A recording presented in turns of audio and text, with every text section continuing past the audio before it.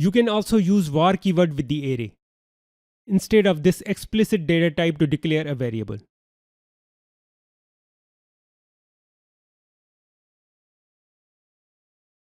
C# compiler automatically infers the data type, or you can say assume the data type, based on the value you assign on the right side of the assignment operator from this part. Pay attention. One thing to note here. When you use var keyword, then new keyword must be used on the right side with the initialization statement. Otherwise, C# compiler will generate an error. Let me show you.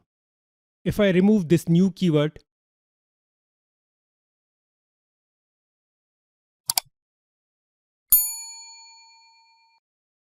you get the error. So with the var keyword, new keyword must be used on the right side with the initialization statement.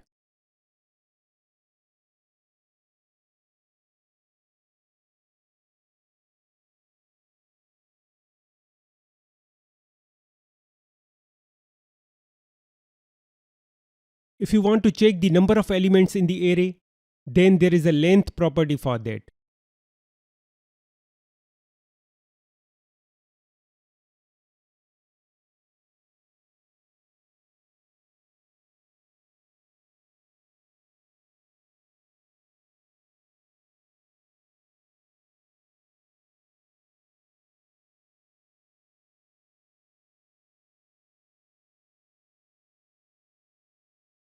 This is the length of an array. What if I want to get the index of the last element of an array?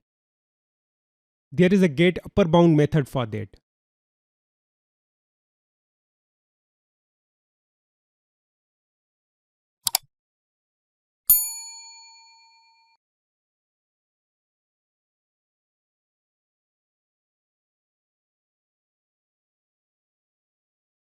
You need to pass dimension in this method. This is 1D array, so I will pass 0.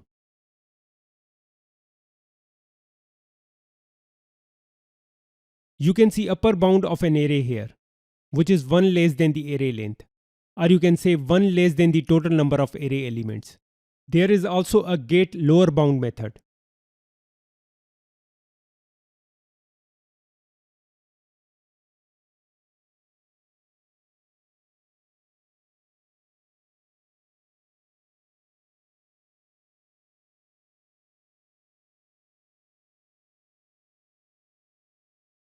You can see the lower bound of an array here, which is always 0.